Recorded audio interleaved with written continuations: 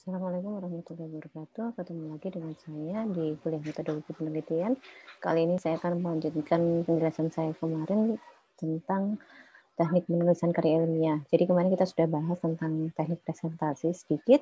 Kemudian pada kesempatan ini kita akan mencoba memahami dan menjelaskan tentang teknik penulisan karya ilmiah. Bahan kajian yang kita bahas pada video kali ini adalah teknik penulisan ilmiah secara umum, serta bagaimana menyusun laporan ilmiah, baik berupa makalah atau karya tulis.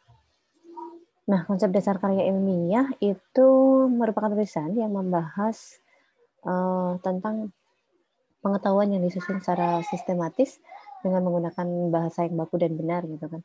Kemudian karya tulis ilmiah ini merupakan kajian atas sebuah masalah tertentu yang tujuannya adalah untuk memberikan alternatif penyelesaian dari masalah yang ada.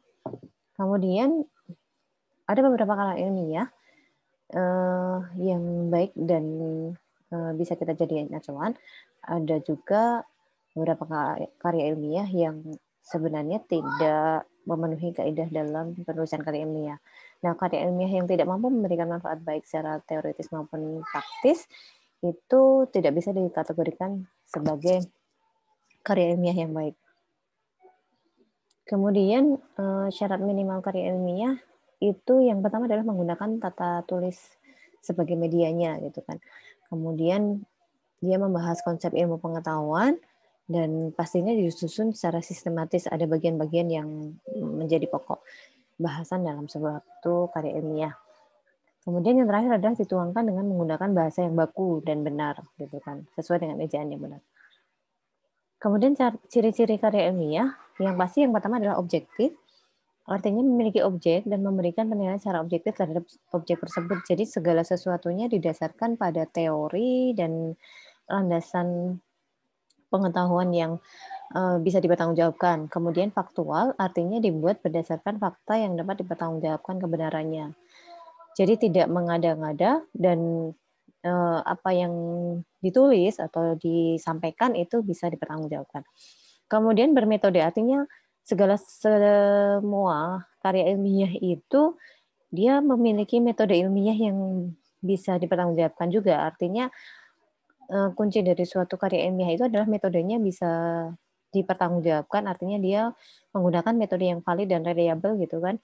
Sehingga setiap karya ilmiah pasti memiliki metode dalam penulisannya gitu kan, atau dalam pelaksanaan karya ilmiahnya. Kemudian cermat dan jujur artinya mengangkat hal-hal yang sebenarnya gitu kan. Jadi penting sekali untuk mengetahui beberapa hal yang saat ini sedang banyak dibicarakan atau benar-benar terjadi dan dibutuhkan untuk ditulis sebagai karya ilmiah. Nah, sebagai seorang insan akademis harus memiliki semangat untuk bisa menulis karya ilmiah. Pastinya dalam menulis itu harus memberikan ciri yang antara lain bisa dijelaskan bahwa seorang insan akademik itu memiliki pengetahuan dan konsep keilmuan dalam bidang yang dibahasnya gitu kan. Jadi kalau orang teknik sipil akan lebih baik kita membahas hal yang terkait sama bidang teknik sipil gitu kan. Kemudian memiliki rasa ingin tahu gitu kan. Kenapa memiliki rasa ingin tahu itu adalah sebagai cirinya? Karena kalau kita melakukan suatu penelitian itu agak berat jalannya kalau kita tidak punya rasa ingin tahu gitu kan. Kalau sekedar hanya ingin main-main saja itu pada akhirnya nanti hasilnya belum tentu bisa menjadi sebuah karya ilmiah. Kemudian memiliki sifat terbuka atas kritik dan saran terhadap karya yang telah disusunnya. Ini juga penting. Jadi ketika kita melakukan penulisan atau penelitian yang akan kita tulis dalam sebuah karya ilmiah itu atau laporan, sangat penting untuk mencari masukan dari orang yang memiliki kompetensi sama mungkin ya dan memahami apa yang kita bahas dalam karya ilmiah atau penelitian yang kita lakukan. Kemudian memiliki sifat berani dan jujur dalam mengungkapkan kebenaran, artinya apapun hasilnya yang kita peroleh gitu kan. Jadi baik itu berhasil atau tidak, misalnya dalam suatu pengujian atau dalam suatu penelitian di laboratorium, tetap harus kita laporkan apa adanya. Kalaupun misalnya penelitian gagal gitu kan, Jadi itu akan menjadi, pelajaran bagi orang lain sehingga kita menuliskan dalam suatu karya ilmiahnya secara jujur dan sesuai dengan hasil yang kita peroleh gitu. Kemudian objektif dalam memberikan penilaian terhadap masalah yang dikaji, ini penting jadi kita tidak melibatkan emosi kita atau perasaan kita dalam mengambil keputusan atau menyelesaikan masalah yang menjadi latar belakang penelitian atau penulisan karya ilmiah tersebut gitu kan. Kemudian berpandangan maju. Artinya bahwa karya ilmiah yang disusun harus memberikan manfaat. Ini penting, jadi tidak mengulang pekerjaan yang sudah ada gitu kan. Jadi ketika nanti suatu saat kalian menemukan topik penelitian, bagaimana menentukan topik penelitian yang ingin kita bahas, pastinya sebaiknya memang sesuai bidang kita dan sesuai minat kita. Tetapi lebih penting lagi adalah kita adalah meneliti sesuatu yang baru dan memberikan value untuk para pembacanya nantinya atau untuk masyarakat umum. Itu akan lebih baik gitu. Oke, kemudian tujuan dan fungsi karya ilmiah. Tujuan yang pertama adalah memecahkan masalah tertentu. Jadi kalau membuat karya ilmiah itu pasti latar belakangnya karena ada masalah tertentu gitu. Jangan sampai banyak masalah di dunia ini tidak satupun yang menjadi latar belakang dari karya ilmiah kita gitu kan. Jadi memang masalah penelitian itu sedikit berbeda dengan masalah kehidupan ya. Jadi kalau misalnya ada masalah kehidupan tetapi sudah banyak peneliti yang melakukan penelitian tentang itu, mungkin perlu dicari lebih spesifik lagi masalah penelitiannya apa gitu atau masalah yang akan diangkat sebagai karya ilmiah itu apa. Kemudian menambah pengetahuan, ilmu, dan konsep pengetahuan tentang satu pokok masalah tertentu. Jadi tadi ya, kalau misalnya kita sudah menentukan topik dan sudah tahu masalahnya, harapannya hasilnya nanti akan memberikan informasi baik untuk bidang kita ataupun buat masyarakat umum tentang tambahan ilmu pengetahuan dari hasil penelitian atau karya ilmiah yang kita susun. Kemudian membina kemampuan menulis ilmiah dan berpikir ilmiah bagi penulisnya. Nah, ini perlu dilakukan dan perlu jam terbang yang panjang mungkin ya. Untuk menumbuhkan berpikir ilmiah ini, saya sendiri juga masih terus berusaha untuk belajar bagaimana menulis suatu karya ilmiah yang baik dan sesuai dengan kaidah yang baku untuk bisa memberikan manfaat baik bagi bidang saya maupun buat masyarakat umumnya. Kemudian karya ilmiah memiliki beberapa fungsi. Yang pertama yang pasti fungsi pendidikan gitu kan. Jadi untuk mendidik baik peneliti maupun para pembacanya sehingga dengan karya ilmiah tersebut mampu meningkatkan pengetahuan bagi pembaca maupun bagi penelitinya atau penulisnya. Kemudian yang kedua, fungsi penelitian sebagai sarana untuk menetapkan prosedur ilmiah dalam usaha mengembangkan ilmu pengetahuan. Ini biasanya dilakukan di bidang akademis juga, khususnya bagi saya sebagai dosen itu karena salah satu tugasnya ada penelitian, pasti akan selalu dituntut untuk membuat suatu karya ilmiah yang bermanfaat pastinya ya. Nah itu, tidak lepas juga bagi seorang peneliti, mungkin di LIPI atau badan penelitian pemerintah yang mereka memang tugas utamanya meneliti. Ini adalah bagian yang tak terpisahkan dalam suatu karya ilmiah.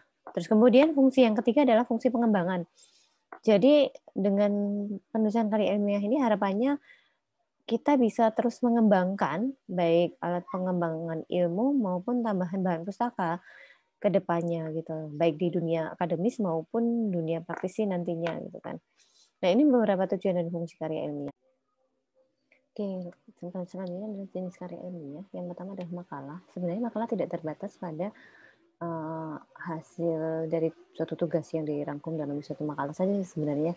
Malah justru makalah ini sebenarnya lebih luas karena biasanya hasil dari skripsi, tesis maupun disertasi harus dipresentasikan dalam makalah yang dipublikasikan dalam seminar ataupun dalam jurnal gitu kan. Nah, kalau yang lain mungkin laporan penelitian biasanya disusun untuk menyampaikan hasil dari penelitian yang sudah dilakukan. Kemudian skripsi merupakan karya tulis ilmiah resmi yang membahas permasalahan dalam bidang tertentu gitu. Kemudian tesis ini hampir mirip sama skripsi, cuman bahasannya dia berfokus pada pengujian teori yang telah ada dalam suatu disiplin ilmu tertentu.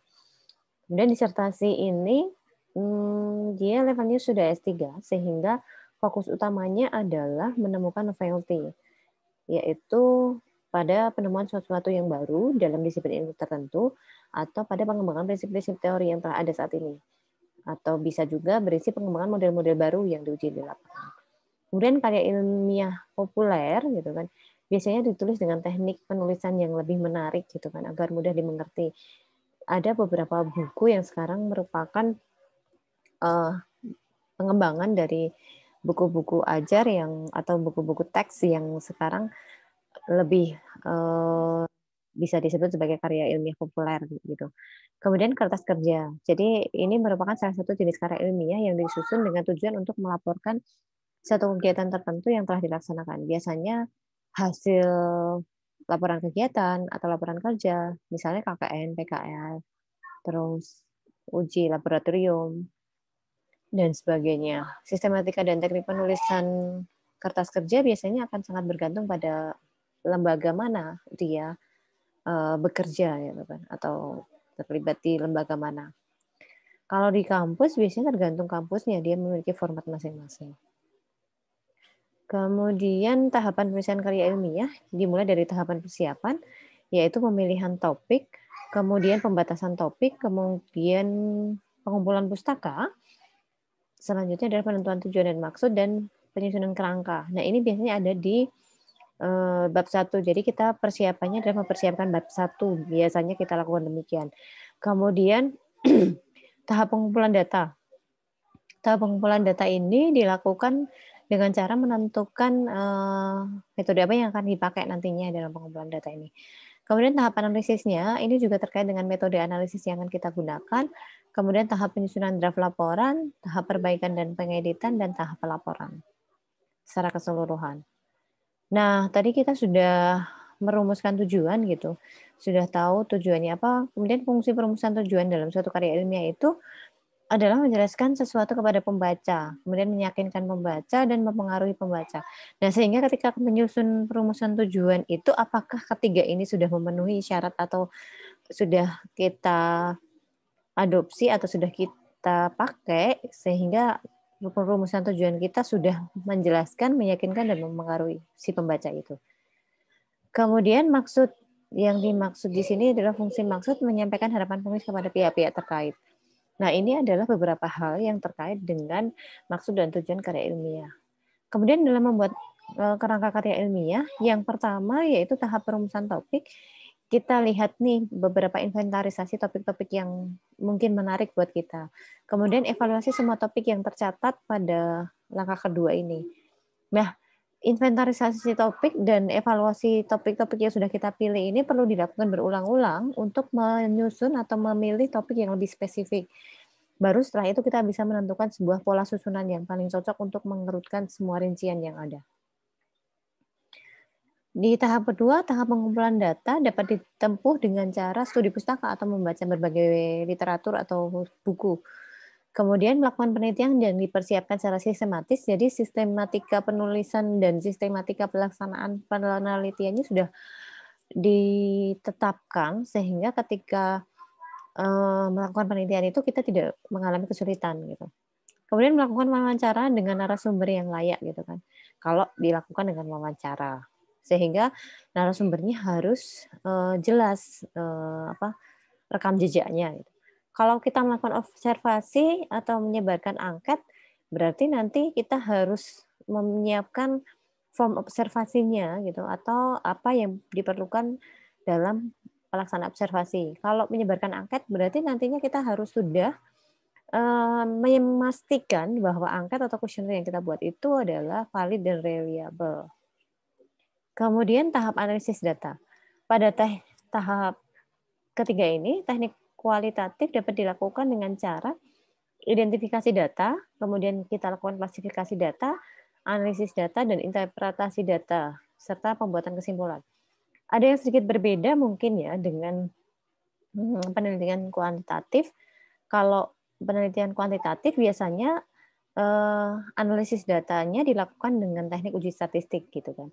Nah, biasanya kalau sebagai pemula dalam penelitian, kita cenderung lebih gampang menggunakan teknik kuantitatif dibandingkan kualitatif. Meskipun tidak menutup kemungkinan untuk dilakukan ini gitu. Karena di sini ada interpretasi data yang cukup berat gitu kan, kita harus benar-benar mengikuti pedoman atau standar yang diperlukan dalam menginterpretasikan data. Tahap berikutnya, tahap keempat, yaitu tahap penyusunan draft laporan. Kerangka tulisan yang dibuat sebelumnya pada tahap ini mulai dikembangkan. Jadi kalau kita sudah membuat kerangka analisis datanya gitu kan, kita sudah lebih melengkapi lagi dari bab 1 sampai bab 4 gitu kan. Jadi tentang metodenya kita sudah kembangkan, kemudian analisisnya sudah kita kembangkan sehingga ketemu hasilnya. Kemudian proses pengembangan ini dilakukan dengan menyajikan hasil studi pustaka, hasil pengumpulan data, hasil analisis data, dan kesimpulan yang diperoleh apa gitu kan. Sehingga seringkali ada ada bagian diskusi atau pembahasan hasil kayak gitu. Nah, kemudian tahap perbaikan dan pengeditan. Draft karya ilmiah yang sudah dibuat sebaiknya diedit dan direvisi untuk memperbaiki isi tulisan, terutama typo, kemudian penggunaan bahasa ya, apakah sudah baku atau belum kayak gitu. Kemudian baru setelah itu dilaporkan. Nah, sistematika penulisan karya ilmiah umumnya ya tidak selalu sama persis gitu, tapi saya rasa poin utamanya pasti selalu sama. Jadi bagian pembukaan yang pertama, jadi ada lembar judul, ada kata pengantar dan daftar isi gitu kan. Kemudian bagian isinya ada pendahuluan, ada pembahasan, kesimpulan dan saran. Meskipun ini nanti misalnya dikembangkan ada yang namanya bukan latar belakang ya. Bisa jadi di pendahuluan itu ada latar belakang, tujuan, manfaat, masalah dan sebagainya. Selain itu juga di bab besarnya biasanya juga ada landasan teori misalnya gitu kan. Ada metodologi gitu kan. Nah, itu biasanya ada di bagian isi. Tapi yang pasti selalu ada 3 hal ini. Mungkin kalau misalnya bicara 3 hal ini, di pembahasan ini ada metode, ada landasan teori, dan hasil yang dibahas di sana. Kemudian bagian penutup itu ada daftar pustaka, ada riwayat hidup penulis, dan lampiran-lampiran yang diperlukan. Nah, bahasa penulisan karya ilmiah harus baku, kemudian harus denotatif, berkomunikasi dengan pikiran bukan perasaan, kohesif, koheren, kemudian mengutamakan kalimat positif, kemudian konsisten, logis, efektif, dan kuantitatif. Coba kita lihat satu-satu. Yang pertama, baku. Ragam bahasa ilmu harus mengikuti kaidah bahasa baku. Kalau di Indonesia kita pakai EYD gitu kan. Jadi dalam ragam lisan menggunakan ucapan yang baku itu menggunakan kata-kata, struktur frasa, dan kalimat yang sudah dibakukan. Kita punya kamus EYD biasanya kita bisa lihat di sana. Contoh misalnya dikarenakan kekurangan dana, modal, tenaga ahli, dan lain sebagainya, maka proyek pembangunan sarana telekomunikasi di Indonesia bagian timur kita terpaksa serahkan kepada pengusaha asing. Ini adalah contoh kalimat yang tidak baku. Bagaimana memperbaikinya? Bisa saja, contoh aja ini alternatif, bisa aja mungkin disusun dengan lebih baik lagi.